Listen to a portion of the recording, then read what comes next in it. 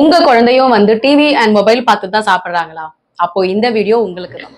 TV, mobile பார்த்துக்கிட்டே ஒரு குழந்தை சாப்பிடும்போது என்ன ஆகும்னா, பிரெயினோட வாலண்டரி ஆக்டிவிட்டீஸ் மொத்தமும் வந்து அந்த மொபைல் அண்ட் டிவில தான் ஃபோக்கஸ் ஆகுமே தவிர, அந்த பிரெயினோட சிக்னல்ஸ் வந்து ஸ்டொமக்குக்கு போறது கட் ஆகும்.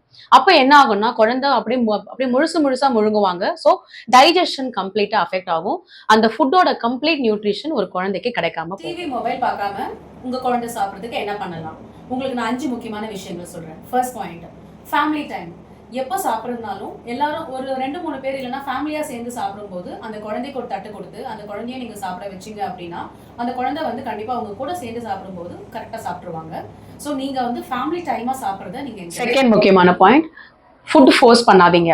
அவங்க எப்பவுமே டிவி பார்த்துட்டு சாப்பிடும்போது நிறைய சாப்பிடுவாங்க. இப்போ திடீர்னு நீங்க டிவி கட் பண்ணீங்கன்னா கம்மியா சாப்பிடுறத பார்க்கும்போது நீங்க ஃபீல் பண்ண தேவையில்லை. கொஞ்சம் கொஞ்சமா அவங்களுக்கு வந்து அந்த டிவி, மொபைல் இல்லாம சாப்பிட ஆரம்பிக்கிற பிராக்டிஸ் கன்சிஸ்டன்டா நீங்க செய்ய ஆரம்பிக்கும் போது அவங்களுக்கு கண்டிப்பா பசிக்கத்தான் செய்யும். அவங்க சாப்பிடுறது இன்க்ரீஸ் ஆகுறத நீங்க பார்க்க முடியும். ஃபர்ஸ்ட் ஆஃப் ஆல் பேரண்ட்ஸும் வந்து டிவி பார்க்காம சாப்பிடுறத பிராக்டிஸ் பண்ணீங்கன்னா உங்க குழந்தையும் அதை ஃபாலோ பண்ணுவாங்க. மூணாவது முக்கியமான பாயிண்ட், இது வந்து பேரண்ட்ஸ்க்கும் ரொம்ப தேவை.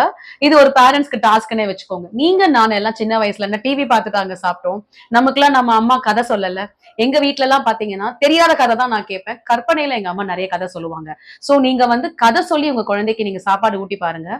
கண்டிப்பா சாப்பிடுறத பார்க்க முடியும். நீங்க ஆசைப்படுற மாதிரி நிறையவே சாப்பிடுவாங்க.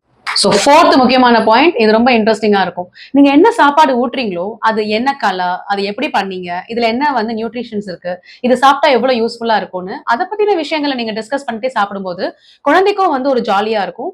இதோட சேர்ந்து நீங்க டாய்ஸ் எல்லாம் வச்சு அந்த டாயை பத்தின கதை சொல்லி அந்த மாதிரி கூட நீங்க ட்ரை பண்ணி பாருங்க. ஃபிஃப்த் முக்கியமான பாயிண்ட், எல்லா குழந்தைங்களுக்கும் நிறைய பாத்தீங்கன்னா அன்ஹெல்தி ஃபுட் தான் பிடிக்குது இந்த காலத்து பசங்களுக்கு. ஆனா அவங்களுக்கு நீங்க வந்து ஹெல்தி ஃபுட் அவங்களுக்கு பிடிச்ச மாதிரி சமைச்சு கொடுக்க நீங்க ட்ரை பண்ணீங்கன்னா ஆட்டோமேட்டிக்கா அவங்க சாப்பிட ஆரம்பிப்பாங்க. நீங்களும் டிஃபரன்ஸை பார்க்க முடியும். ஸோ இந்த வீடியோ உங்களுக்கு பிடிச்சிருந்ததுன்னா உங்க ஃப்ரெண்ட்ஸ், உங்களுக்கு தெரிஞ்ச எல்லா பேரண்ட்ஸ்க்கும் கண்டிப்பா ஷேர் பண்ணுங்க.